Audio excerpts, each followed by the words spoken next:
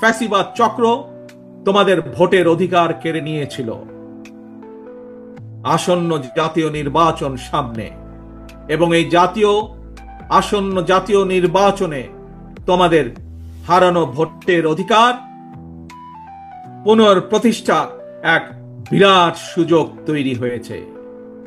এই সুযোগকে কাজে লাগিয়ে স্বাবলম্বী বাংলাদেশ গড়ার লক্ষ্যে বিএনপির গৃহীত পরিকল্পনা বাস্তবায়ন করার জন্য পলাতক স্বৈরাচারের শাসন আমলে গত ১.৫ দশকে ভোট প্রয়োগের অধিকার বঞ্চিত ৩.৫ কোটি ভোটার সহ সবার সমর্থন এবং সহযোগিতা চাই।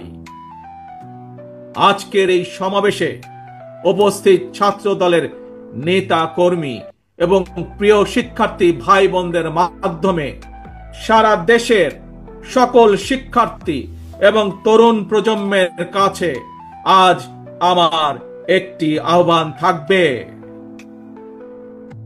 সামনে উপস্থিত শিক্ষার্থী প্রিয় ভাই বোনেরা, ছাত্র দলের প্রিয় ভাই বোনেরা, মন দিয়ে শোনো কি আহ্বান আমি জানাতে চাই।